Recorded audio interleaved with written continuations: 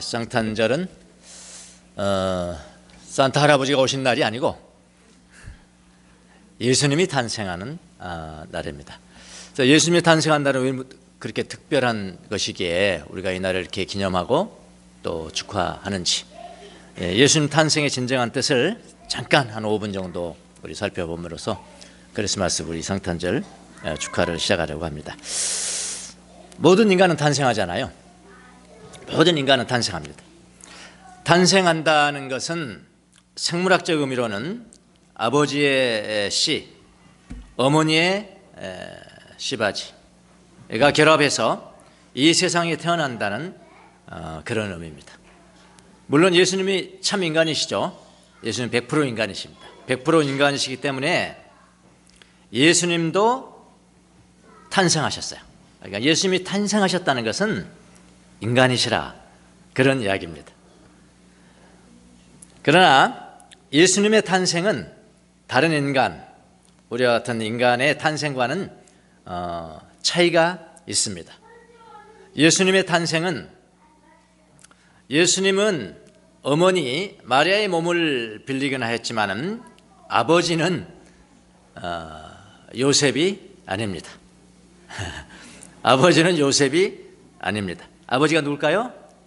하나님이시라. 예수님의 아버지는 하나님이시라. 하나님의 아버지니까 예수님은 누구? 하나님의 아들이시라. 그렇게 얘기하잖아요. 그래서 성경을 보면은 예수님은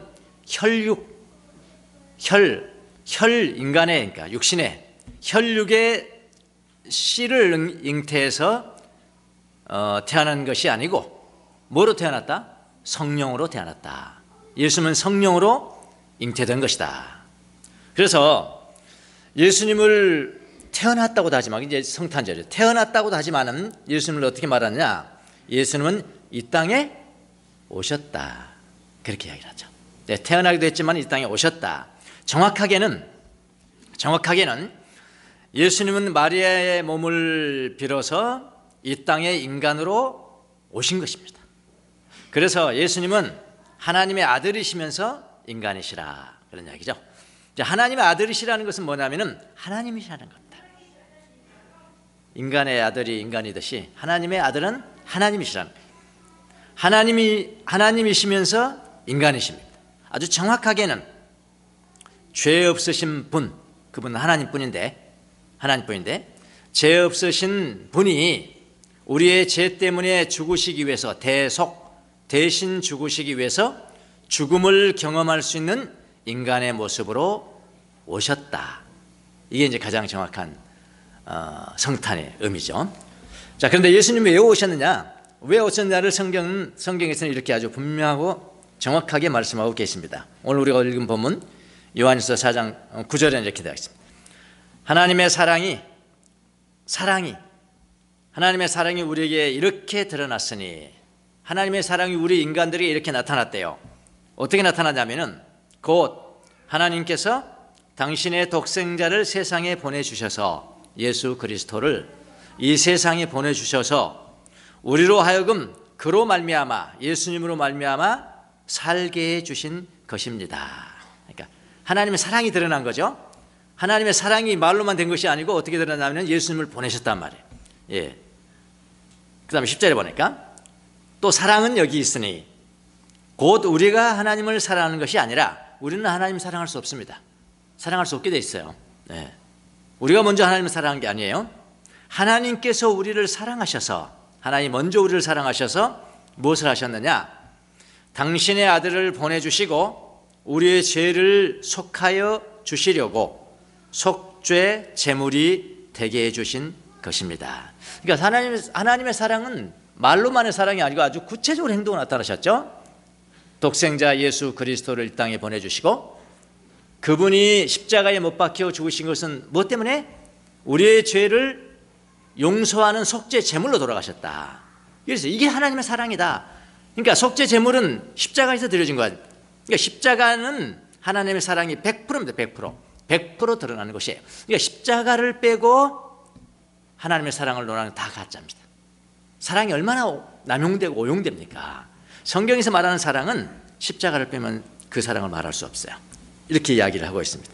사랑은 여기 있으니 곧 우리가 하나님을 사랑하는 것이 아니라 하나님께서 우리를 사랑하셔서 당신의 아들을 보내주시고 우리의 죄를 속하여 주시려고 속죄 제물이 되게 해 주신 것입니다. 자, 여기까지는 이제 예수님이 왜 오셨는가.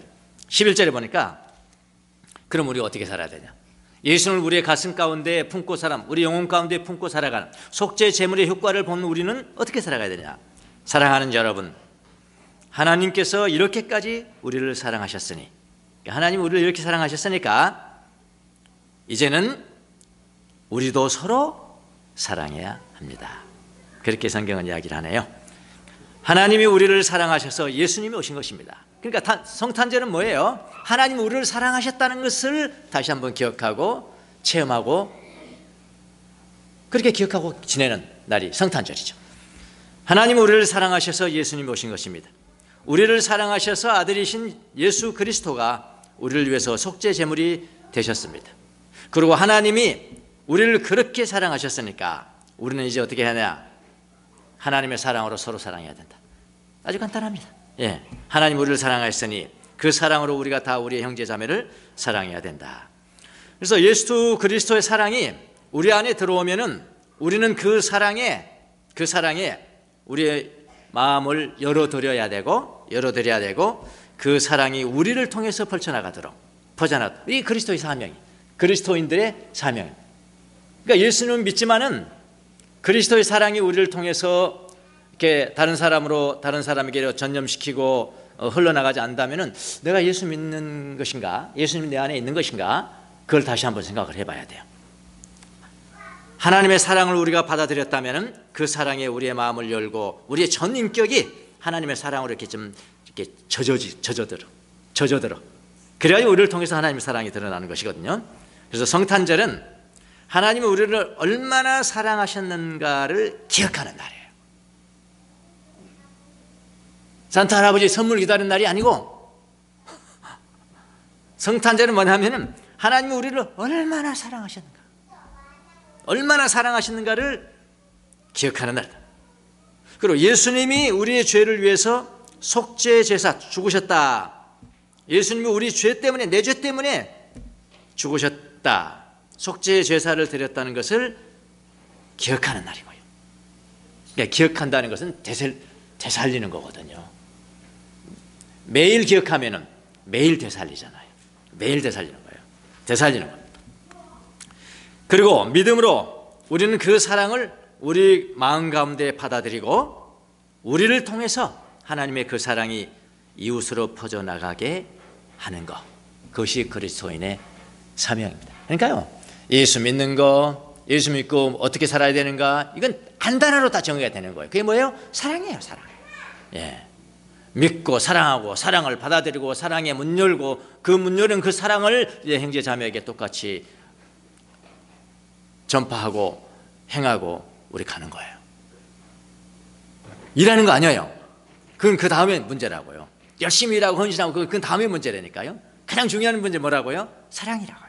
하나님의 사랑을 얼마나 내가 이해하느냐, 하나님의 사랑을 내가 어떻게 받아들였느냐, 하나님의 사랑이 내 전인격에 어떻게 젖어들었느냐, 그 젖어든 하나님의 사랑이 나를 통해서 어떻게 이 세상에 흘러내려가느냐, 그것이 가장 중요한 것입니다. 그래서 크리스마스 때 기억할 것은 뭘 기억하라고요? 하나님의 사랑입니다.